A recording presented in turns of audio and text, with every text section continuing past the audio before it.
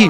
تو تعظیم دیکھیں مولائے کائنات سیدنا علی مرتضیٰ کرم اللہ تعالی وجہہ الکریم، ان کے زانوں پر سر رکھ کر اللہ کے رسول سو رہے ہیں۔ مشہور روایت، علامہ عبد الرحمن جامی نے لکھا اس کو، اسی طرح امام سیوطی نے لکھا، امام ابن حجر نے لکھا کثرت کے ساتھ، امام یوسف نبہانی نے لکھا کثرت کے ساتھ بیان ہوئے۔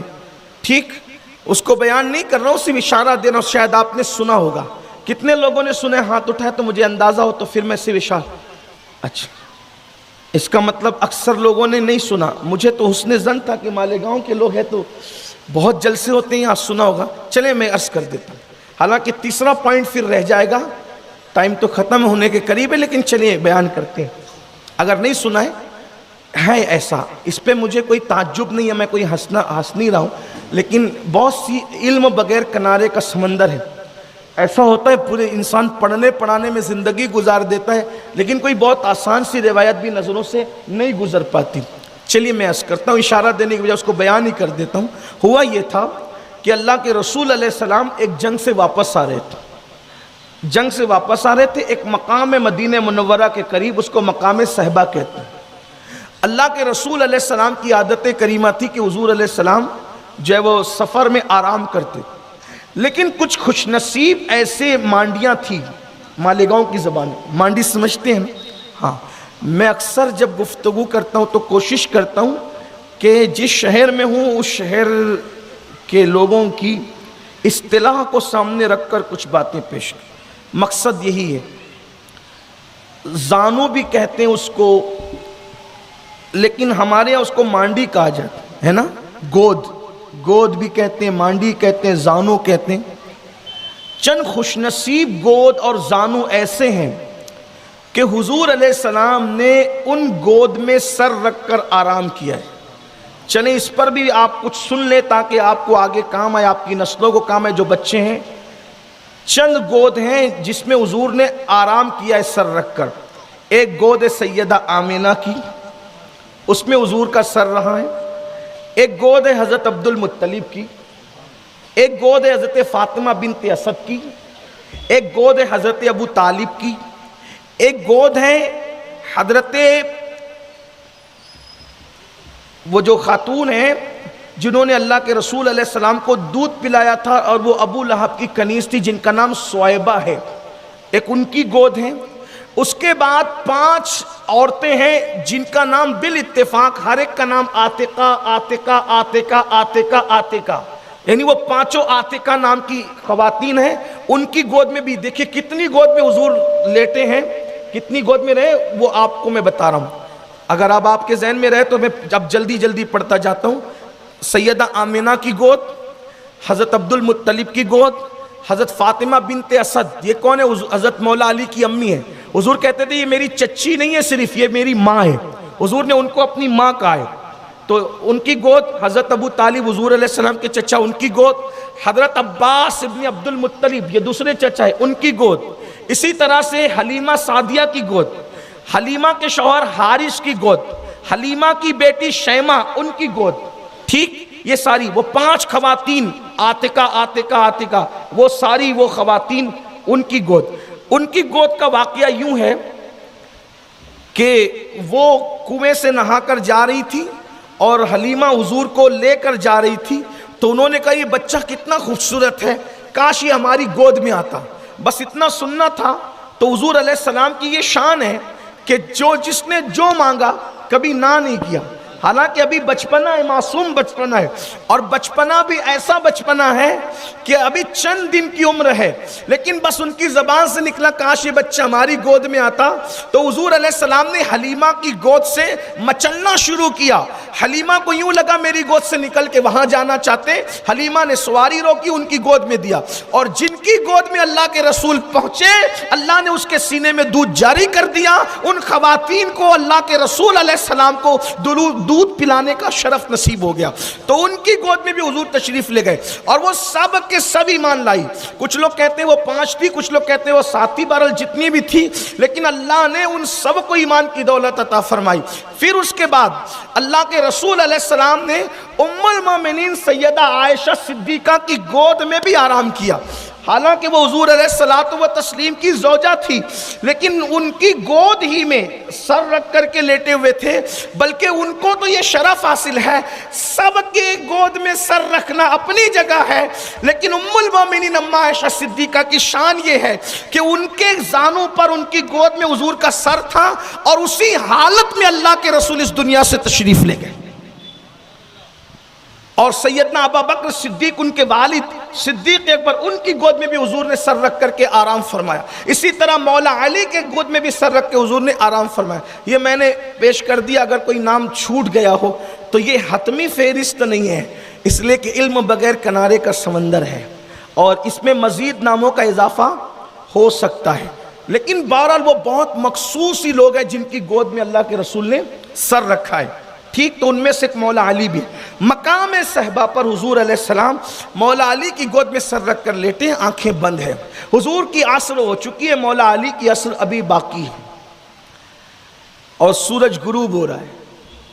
علی مرتضیٰ کبھی سورج کو دیکھتے ہیں، کبھی رخ والضحیٰ کو دیکھتے ہیں، کبھی سورج کو دیکھتے ہیں، کبھی رخ والضحیٰ کو۔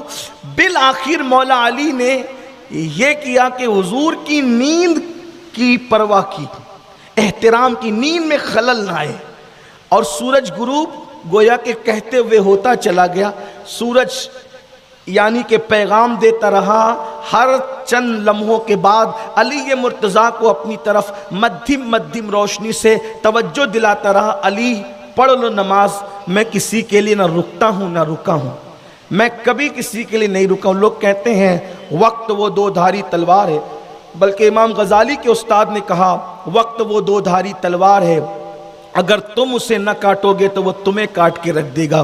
جس نے وقت کو پہ کنٹرول نہیں کیا، وقت کسی کے لیے رکتا نہیں، ٹھہرتا نہیں، بادشاہوں کے لیے نہیں، کسی کے لیے نہیں، کسی کے لیے نہیں، کسی کے لیے نہیں، کسی کے لیے نہیں، لیکن علی کے لیے بھی وقت یہی کہہ رہا تھا، ہم جاتے ہیں تو واپس نہیں آتے، ہم جاتے ہیں تو واپس نہیں آتے۔ علی مرتضیٰ کے لیے دو مقام تھے، ایک نماز اور ایک جان نماز، ایک عبادت ایک جان عبادت، اور حضور علیہ السلام سو رہے، توجہ کریں، نیند میں اللہ کے رسول علیہ السلام ہے، اور زانو ہے مولا علی کے۔ بالآخر یہ ہے کہ سورج غروب ہوتا ہے، علی مرتضیٰ کو نماز سے اتنی محبت تھی کہ نماز گئی، فطری طور پر مولا علی کی آنکھوں میں آنسو آئے۔ اس سے مومن کی شان پتہ چلتی ہے، عاشق رسول کی شان پتہ چلتی ہے۔ 500 کی نوٹ گم ہونے پہ ہم روئے ہیں، برسوں سے فجر نہیں پڑھ رہے ہیں، کبھی رونا نہیں آیا۔ سوچو ذرا، کچھ لوگوں کا تو جمعہ بھی چلا جاتا ہے، ان کو کچھ احساس ہی نہیں ہوتا، یہ بھی ہنسنے کی بات نہیں، کچھ لوگ اس میں ہنستے ہیں۔ موبائل گم ہو جاتا ہے تو لوگوں کو رونا آتا ہے، حتیٰ کہ یہ میری مائیں اور بہنیں جو دائیں طرف اور بائیں طرف اور شاید پیچھے بیٹھی ہے، بکری کا بچہ گم ہو جائے نا تو یہ ایسے روتی ہے جیسے میت ہو گئی۔ بکری کا بچہ گم ہونے پہ رویا، نماز ترک ہونے پہ کبھی رویا؟ اور بکری کا بچہ تمہاری قبروں میں آئے گا، بتائیں تو صحیح، کس سے دل لگایا؟ مسلمان ہونے کا دعویٰ ہے، کہاں ہے اسلام؟ اسلام کہاں ہے؟ سمدھن مر جائے جو ساری زندگی لڑتی رہی، اس کی موت پہ رویا، لیکن کبھی نماز چھوٹنے پہ آنسو نہیں آیا۔ آپ مجھے بتائیں تو صحیح نا، یعنی ہم دین سے کتنے دور میں ٹھیکیدار بنے دین کے، دین کہاں ہے؟ زندگی میں دین کہاں ہے؟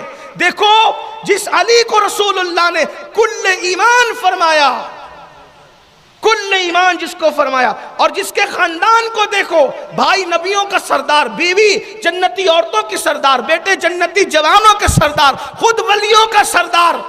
لوگ کہتے ہیں کیا ہوتا ہے نماز جانے سے؟ کہ نماز جانے سے جنت چلی جائے گی؟ ہم کہتے ہیں علی مرتضیٰ تو اس ہستی کا نام ہے کہ حضور علیہ السلام نے فرمایا کہ جب تک علی کسی کو چٹھی نہ دے وہ پلسرات سے صحیح سلامت گزر کر جنت میں داخل نہیں ہو سکتا۔ جس کی چٹھی لوگوں کو جنت تک پہنچائے گی، اس علی کو رونا کیوں آیا؟ وہ بھی سفر میں نماز جو ہے وہ چھوٹ رہی ہے، اور اس حالت میں کہ اللہ کے رسول جو ہے وہ باہوں میں آرام کر رہے ہیں، گود میں آرام کر رہے ہیں، زانوں میں بے آرام فرما رہے ہیں، اور اللہ کے رسول रसूल सल्लल्लाहु अलैहि वसल्लम की नींद पर नमाज कुर्बान की, लेकिन आंख में आंसू आए तो पता चला ओ जन्नत के सौदागरों, यहां जन्नत से भी किसी बड़ी चीज की तलब है, जन्नत से भी अहम किसी चीज की तलब है। आप कहेंगे कि जन्नत से भी बढ़कर कोई चीज है? हमने कहा हाँ वल्लाह, मौला अली खुद फरमाते हैं अगर अल्लाह मुझे कयामत में इख्तियार दे कि मैं जन्नत में जाऊं या नमाज पढ़ूं, तो मैं जन्नत में जाने पर नमाज को तरजीह दूंगा, मैं नमाज पढ़ूंगा। क्यों? इसलिए कि जन्नत में अली की खुशी है और नमाज में रब्बे अली की आंखों से आंसू निकले।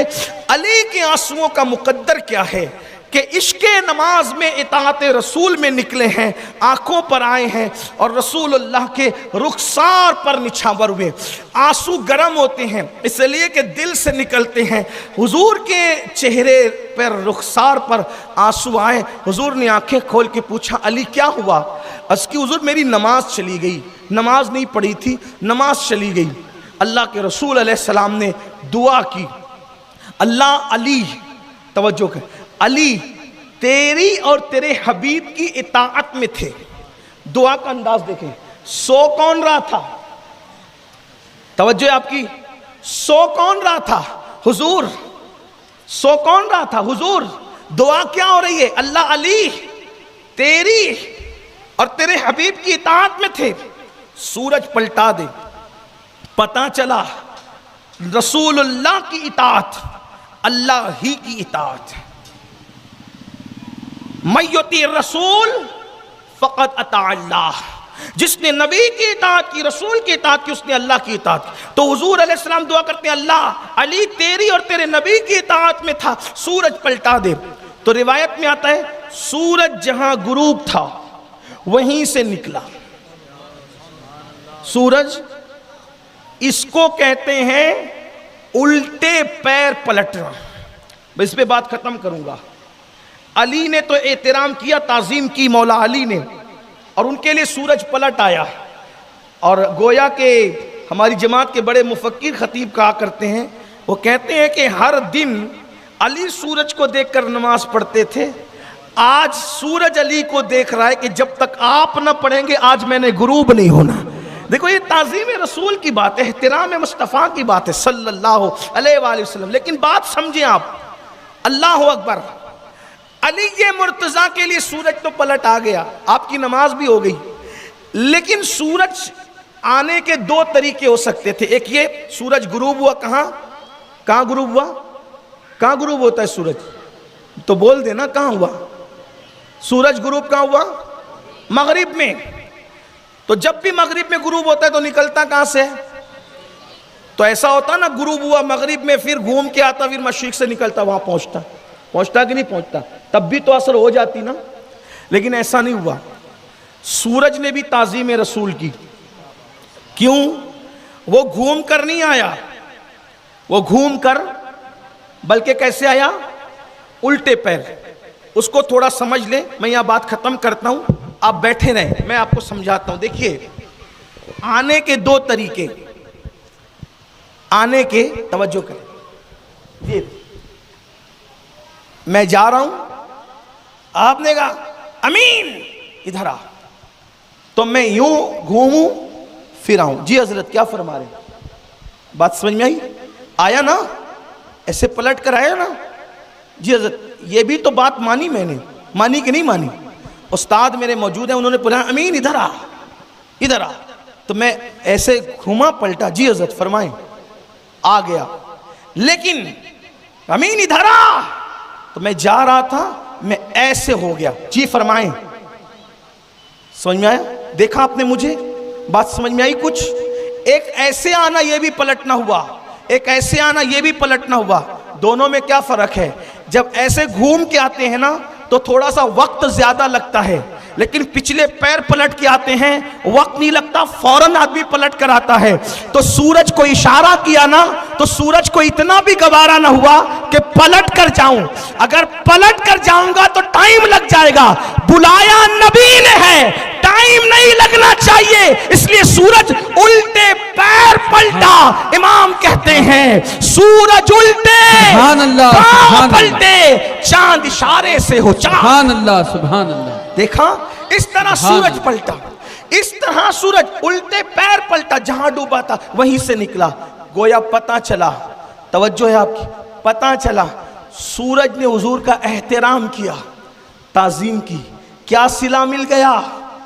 اب قیامت تک نماز کا وقت مولانا کو دیکھ کر طے نہیں ہوگا، مفتی صاحب کو دیکھ کر طے نہیں ہوگا، کس کو دیکھ کر طے ہوگا؟ سورج کو۔ سورج نکلنے سے پہلے فجر پڑھی جاتی ہے، نکل جائے تو اس کے بعد اشراق پڑھی جاتی ہے، نیزے کی طرح نیزے اتنا بلند ہو جائے تو چاشت پڑھی جاتی ہے، اور جب سر سے ڈھل جائے سورج ظہر پڑھی جاتی ہے، پھر سورج اتنا ڈھل جائے کہ نظر جمنے کے قریب آ جائے عصر پڑھی جاتی ہے، غروب ہو جائے تو مغرب پڑھی جاتی ہے، سورج کا اثر شفق کے حوالے سے ختم ہو جائے تو پھر کیا پڑھی جاتی ہے؟ عشاء پڑھی جاتی ہے۔ یہی تو ہے نا۔ اب آپ سے پوچھتا ہوں، گویا کہ نماز کے اوقات سورج کو دیکھ دیکھ کر طے ہو رہے ہیں، قدرت اشارہ دے رہی ہے، سورج نے اپنی انا کو میرے محبوب کے قدموں میں فنا کر دیا۔ قیامت تک کے لیے عبادتوں کا ٹائم سورج کے لیے، سورج کے حوالے سے طے کرنے کے لیے تمہیں پابند کر دیا گیا۔ پتہ چلا جو ان کی تعظیم میں جھک جائے، جو ان کی تعظیم میں اپنے آپ کو فنا کر دے، کیا ہو کیا ہو کیا ہو؟ یہی ہو کہ اللہ رب العزت اسے عزت عطا کرتا ہے۔ دو چیزیں ہیں، نمازیں طے ہو رہی ہے سورج کو دیکھ کر، یہی ہے، اور تمہارے روزے طے ہو رہے ہیں کس کو دیکھ کر؟ کس کو دیکھ کر؟ چاند نکلے تو روزے شروع کرو، چاند نکلے تو روزے۔ اے چاند تیری کیا خصوصیت ہے؟ سورج کی تو سمجھ میں آ گئی، فلسفی نے بیان کر دیا، تیری کیا صورت ہے؟ تو چاند کہے گا کوئی ٹوٹنا گوارا کرتا ہے؟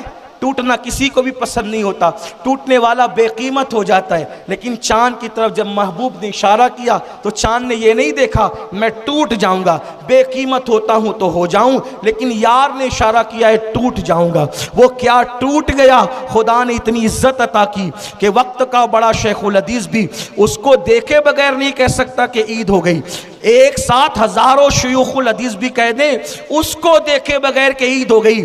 کہا مولانا آپ گھر بیٹھ سکتے ہیں لیکن ہم عید نہیں منا سکتے، کیوں؟ اس لیے کہ جب تک چاند نہیں دکھے گا عید نہیں ہوگی۔ پتہ کیا چلا؟ چاند چاند ہے، ایک سیارہ ہے، محبوب کے اشارے سے کیا ٹوٹ گیا؟ خدا نے کتنی عزت عطا کی کہ جس کی دیدار کو، جس کے چہرے کو پورے سال جلسے میں دیکھنے لوگ ترستے ہیں، وہ بھی 29 تاریخ کو چاند کو دیکھنے کے لیے ترستا ہے۔ کیوں؟ اس لیے کہ چاند بتا رہا ہے محبوب کی تعظیم میں ٹوٹ کیا گیا، خدا نے مجھے اتنی عزت عطا کی۔ ہر ٹوٹنے والا بے قیمت ہوتا ہے، لیکن یار کے ہاتھوں سے جو ٹوٹ جائے اللہ اس کی قیمت کو بڑھا دیا کرتا ہے۔ اگر چاند اور سورج احترام کرے، تعظیم کرے، مطیع اور فرما بردار ہو جائیں تو اللہ چاند اور سورج کو یہ مقام عطا کر دیتا ہے۔ اگر امتی فرما بردار ہو جائیں تو اللہ امت کو کیا مقام عطا فرمائے گا۔